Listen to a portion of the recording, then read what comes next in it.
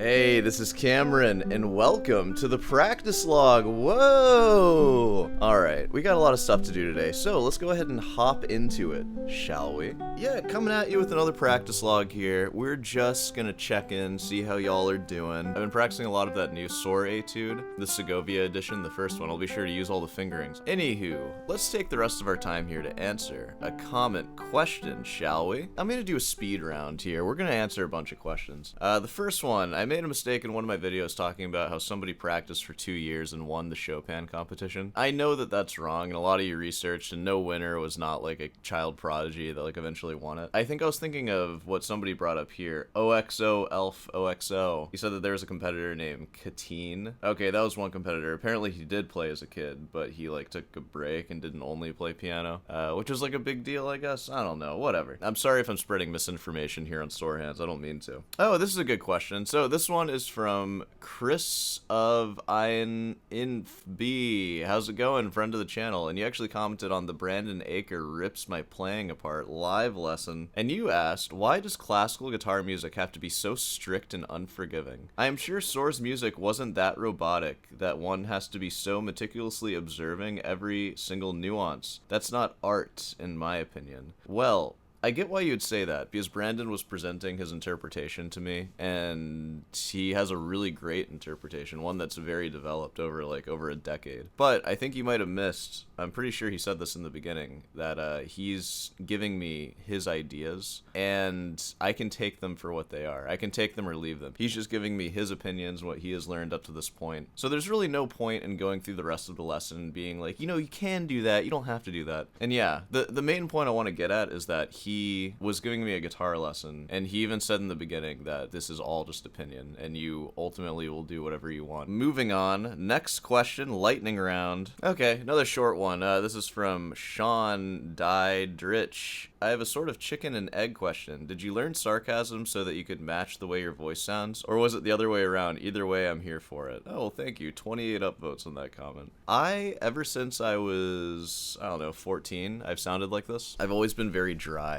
That's what I've heard. That's how I've heard other people describe my voice. It's kind of dry. It's kind of monotoned. And yeah, I use irony and sarcasm a lot. And I was talking to my girlfriend about it, actually. And we kind of came to this conclusion about how I use it, because I use it in kind of a confusing way, where you would imagine sarcasm is usually like, wow, that pasta was great, where it's very obvious, where you're like saying it and like using some sort of inflection. But my flavor of sarcasm that I use, I would say like, yeah, that pasta was great. And it's subtle, but what I'm trying to make you think there is, first, I do think the pasta is great, actually. But I'm saying it in a way where I want you to question if I actually think that, or if I'm lying to you and I'm being a douche. So I want you to think that I don't think the pasta is great. And I think unless you know me really well, I think it's confusing and a little annoying. Oh wow, this is great. This is actually 2 in a row that I found. They're both questions. Absolutely nobody should pay this guy for guitar lessons. And then right below that, why would anyone pay for guitar lessons from this guy? I'm a very experienced guitar teacher. I've been teaching guitar full-time for 5 years. And guess what? You don't get to teach full-time without delivering value that allows you to keep teaching full-time. Like, obviously, I don't have YouTube reviews, but I have, like, let me see. Let me look this up exactly. Why should you take guitar lessons from me? Screw you guys. I need to make these reviews, like, publicly available. Yeah, reviews for this teacher. I have 116 reviews with a 5-star average. And I haven't gotten all 5 stars. I've gotten, like, maybe 1 or 2 4 stars out of there, but it just rounds it to 5 stars. And those were early on, too, like in 2021 and 2022. I'm going to take some screenshots here. I'm going to put these in the video. Yeah, so just to change your question a little bit, who would take lessons from me? It's the people who are interested in getting into classical music. The people who've been studying classical for a while, but they're struggling to, like, get to the level that I'm at. It's to have a classical guitar mentor that's also dedicating their entire life to get to that end goal of a professional level, basically, which I believe I'm on trajectory to do. So, you know, it's kind of nice having a teacher that's like doing it. You're seeing all that happen. There's also benefits to what I do here. I give a lot of myself out, so you kind of get an idea of who you're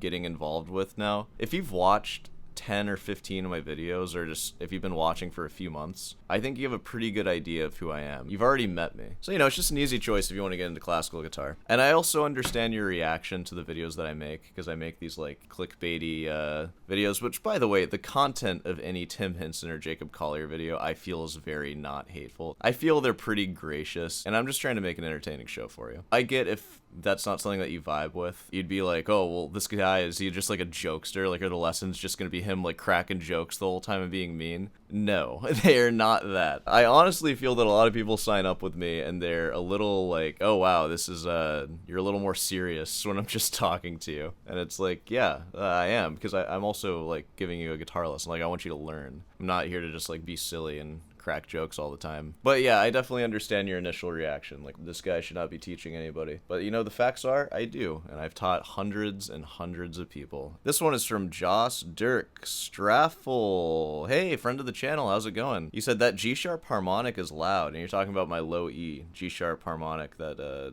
sounds out. Doesn't it create problems in chords, like C with the low E in the bass? What I really appreciate about the harmonics is that it makes the dissonances really apparent. So for a chord like E major,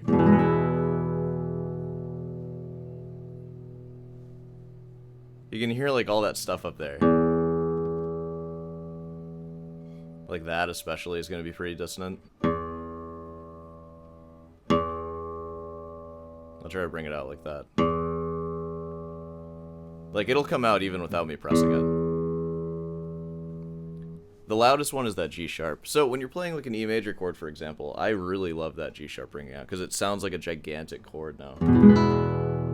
But when you have a C over E, for example, I think it's really beautiful how that G sharp rubs against the C major chord. And it brings out, like, the dissonance of a first inversion major chord. Because I think that first inversion major chords are more dissonant than the root position. Yeah, and there's one question about timbre that I wanted to get to as well. Yeah, so I was basically saying that the timbre, which many of you have pointed out, some rudely and some not, there's more to a note's sound than its harmonics, which is true. Somebody mentioned envelope, which involves things like the initial attack of the note. So like on a guitar, it's plucked so the attack is really sharp, and then it decays over time. Like you could like crescendo into it like that, and that'd be a really shallow attack. So that changes the timbre too, because obviously you can't make a voice sound plucked. Like in like a perfect computer where we could replicate stuff, you could take the harmonics of my low E string and change them to the harmonics of me singing that note with my voice. It would sound more like a voice or my voice, but the attack would be very unnatural to like a human voice, right? But if you could change the envelope to be like a more shallow attack or more like how a human sings, then like I could be mistaken. I'm pretty sure that's pretty much all is involved with what a note actually sounds like. And somebody chimed in with this. This is from Blue Bionics. Timbre is more than just harmonics. There are a whole lot of non-harmonic sounds that any given instrument produces that affect the timbre. What, you mean like when your guitar is buzzing or something? Like, I suggest reading about the physics of instruments, because the idea of overtones and harmonics is only the elementary understanding of what happens when you play a sound on an instrument. Well, first off, I don't care about the physics of it, and I don't need to know every single little detail. I feel that that's the most relevant detail to me, because we're dealing with extra notes that we don't really think about. Like, I think it's important to think about that G sharp that sounds, and that's going to add to whatever chord you're playing. And you sort of need to have an idea of what it's doing there. Like, for example, again, like in a first inversion C major chord, it's good to be aware that it's going to be slightly more dissonant than on like a really mellow guitar where that harmonic doesn't come out. And I think it's a good thing that it comes out, because it gives you a more vivid picture of what's happening, like sonically. I'd rather hear stuff than not hear stuff. Yeah, so that guy's being a nerd, which is completely justified on my channel. And then somebody replied to another comment. This is Augmented Second 666. Hail Satan, how's it going? I thought timbre had more to do with if you play the same note in different spots, kind of like ooh or oh or ah. It does. Like when you're going ooh, it's sort of like you're low passing a lot of stuff and you're trying to get rid of harmonics. And it's the same thing with this. This is kind of like our ooh when we play really dolce. It gets closer to a pure sine wave because I'm trying to remove harmonics and just have that fundamental ringing out. A Of course it's not. It still sounds like a guitar, but it's much warmer and it's less vibrant up top. But then the further I go towards the bridge over here, or the saddle, whatever you call this thing, I'm adding in more of those high up harmonics, and that's changing the timbre. It's making it sound like a different kind of thing. The same thing with like overtone singing or throat singing. You're just changing your vocal cavity, and I'm trying to make it like, just by feeling around, resonate with one of the harmonics to bring it out louder than everything else.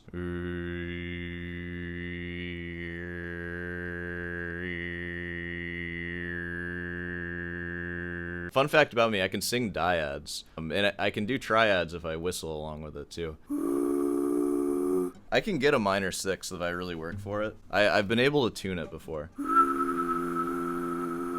I can only do it for so long though. It would be cool if I could control it better. That sounded like a major third, I think. It's almost there.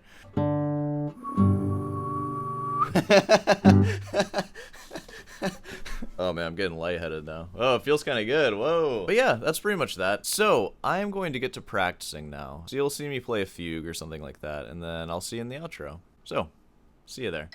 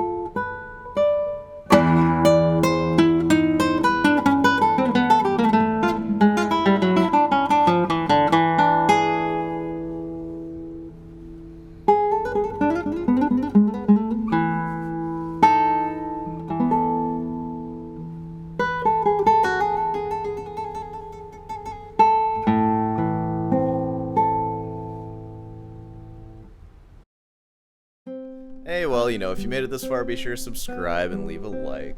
Thanks for listening to all that. Of course, if you want some guitar lessons, you send me an email. And Rootin's Delight, head on down over to Rootin's Delight, pick yourself up some merch, all that stuff.